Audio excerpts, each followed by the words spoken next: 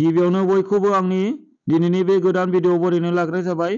दिनैनि भिडिअ आं लाबोदों आसाम पुलिस आरो जायखिजाया साख्रिनि आनजादफोरावनो फैथावना जेनेरेल नलेजनि माखासे गोनां सोंलुफोर।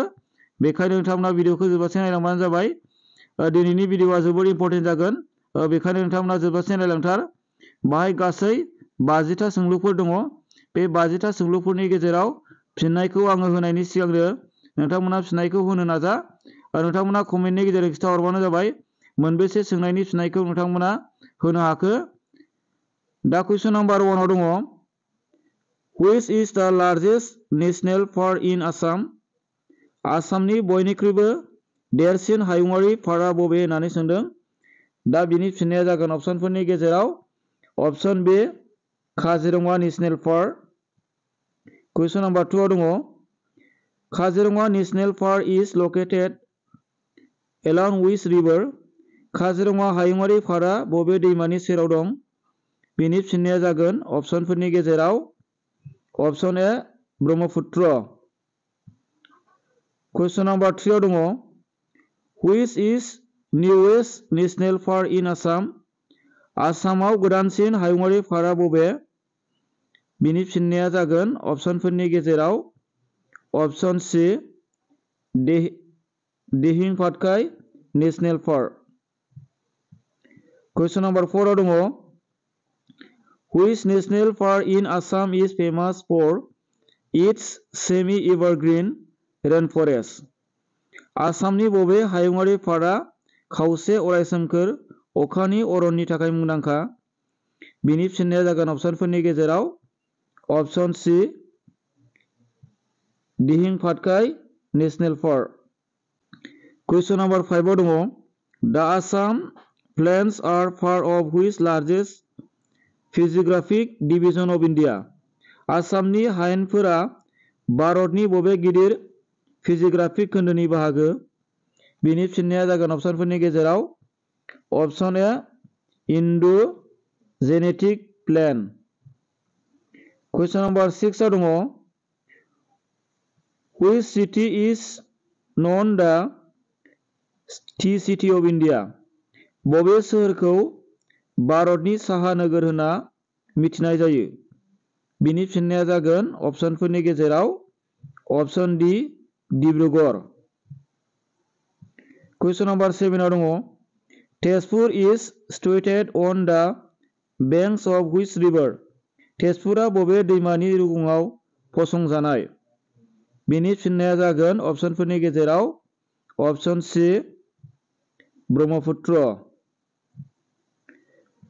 कुइसन नाम्बार 8 आव दङ Which river forms the boundary between Assam and Arunachal Pradesh? बबे दैमाया आसाम आरो अरुणाचल प्रदेशनि गेजेराव सिमा बानायो? बिनि फिननाया जागोन अपसनफोरनि गेजेराव अपसन ए सुबनसिरि। कुइसन नाम्बार 9 आव दङ Which region is known as the Granary of Assam?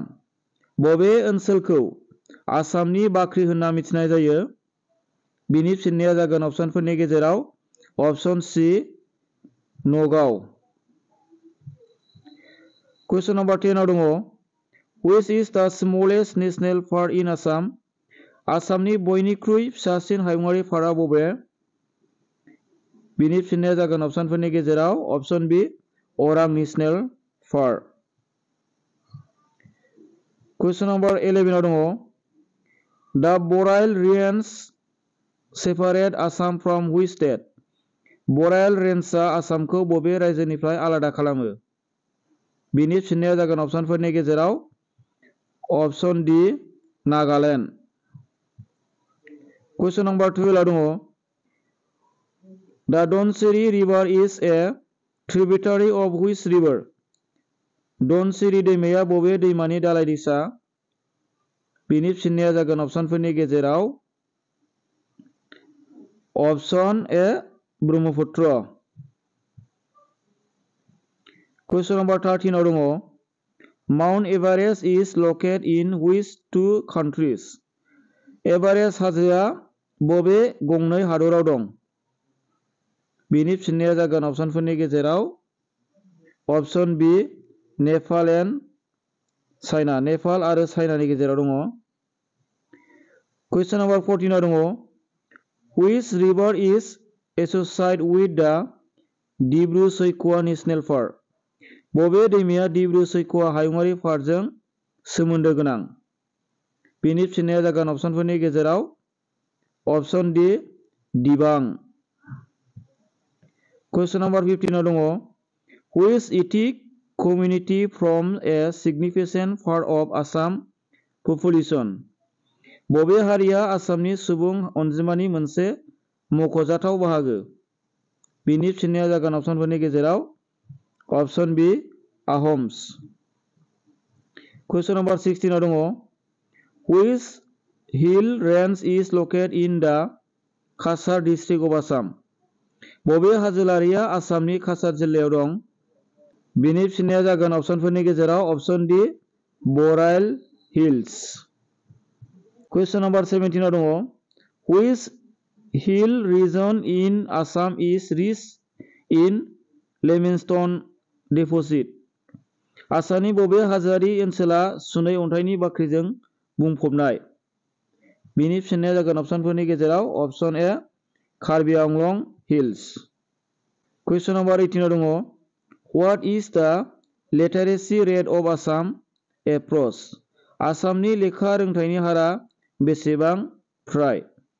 बिनि फिननाया जागोन अपसनफोरनि गेजेराव अपसन सि 76%। कुइसन नम्बर 19 दङ Recently who got the best bowling figure award in ICC Champions? बावैसो आईसीसी बादायलायनायाव बयनिख्रुइबो साबसिन बलिं खालामनाय बान्था मोनगिरिया सोरमोन? बिनि फिननाया जागोन अपसनफोरनि गेजेराव अपसन सि बेरुन चक्रवर्ती। कुइसन नम्बर 20 दङ The Shakti Pit Kamakhya is dedicated to which goddess? शक्ति पीठ कामाख्याया बबे मोदायजोनो बावनाय? बिनि फिननाया जागोन अपसनफोरनि गेजेराव अपसन ए काली।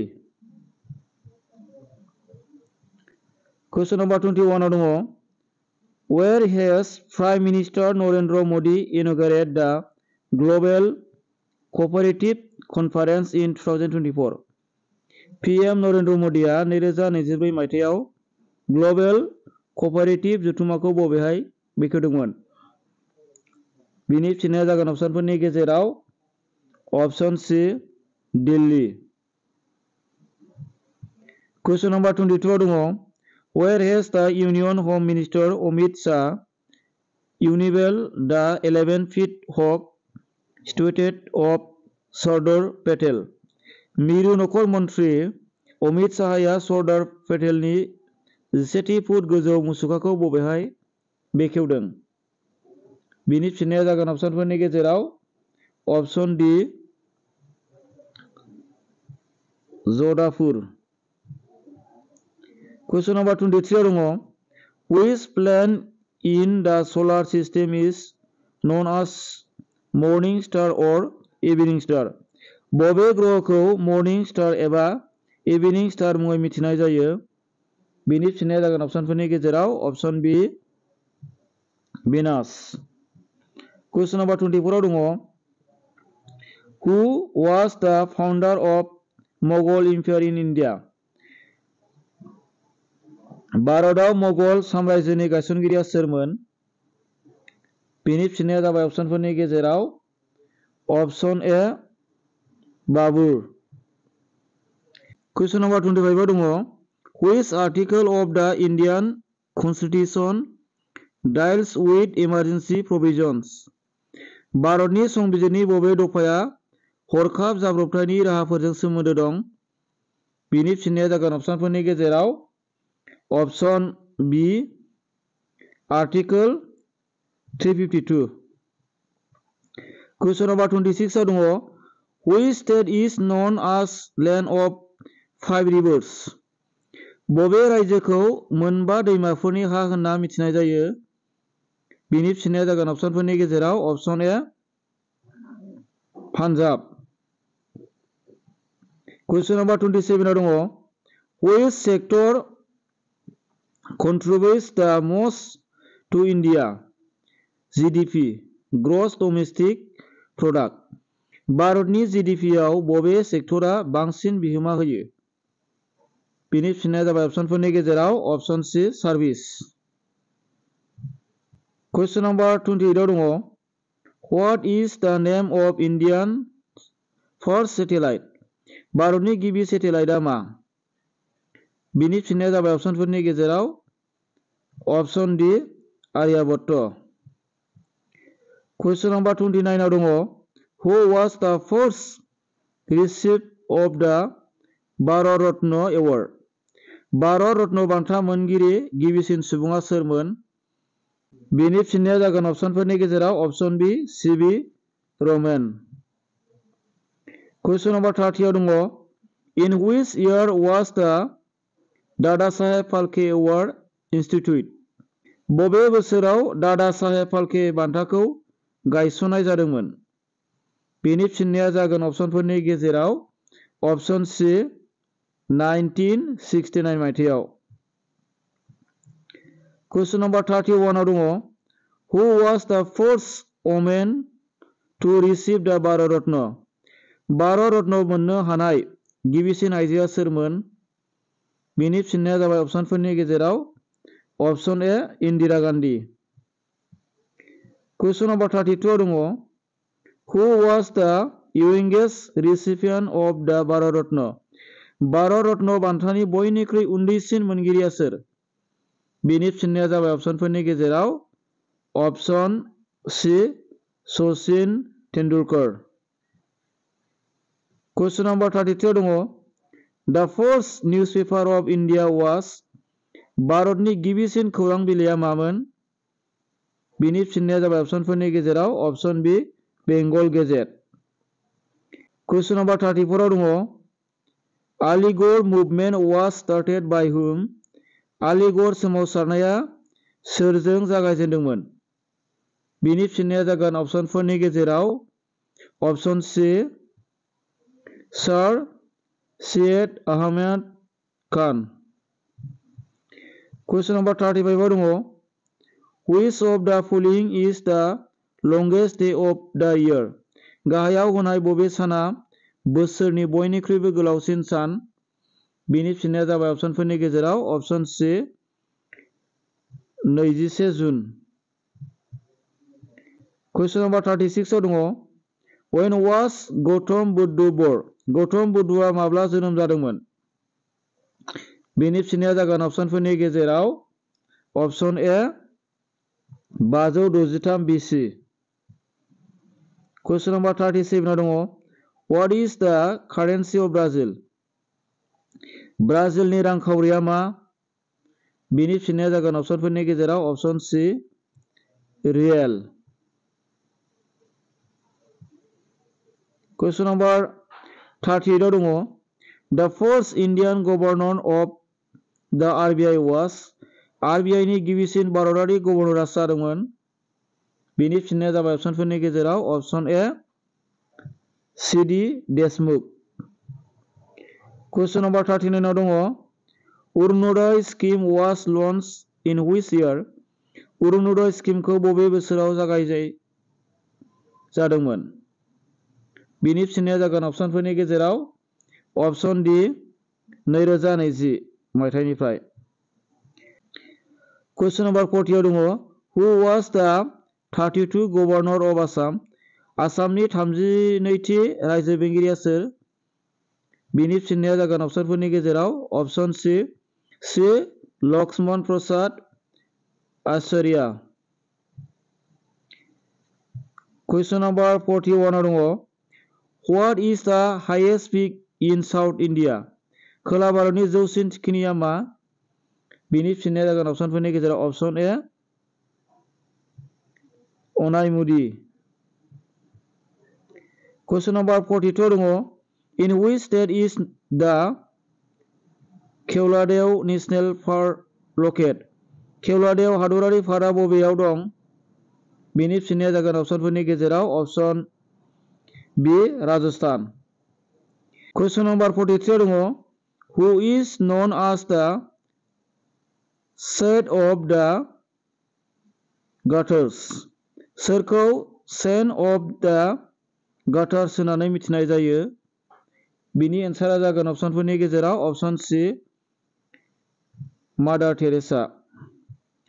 कुइसन नम्बर 44 दङ हु वाज एवार्ड द highest civilian award of Assam state Assam भवन इन 2024 2024 मायथाइनि आसामनि देरसिन बान्था आसाम वैभवखौ सोर दोनदोंमोन बिनि फिननाया जाबाय अपसनफोरनि गेजेराव अपसन ए रन्जन गगৈ। कुइसन नम्बर 45 दङ हु एमंग द फलोइंग इज एवार्ड द prestigious Padmashri award from Assam इन 2024 गाहायनि सोर सासेया आसामनिफ्राय 2024 मायथाइनि पद्मश्री बान्थाखौ मोननो हादोंमोन बिनि फिननाया जागोन अपसनफोरनि गेजेराव अपसन D all of the above गोजौनि गासैबो।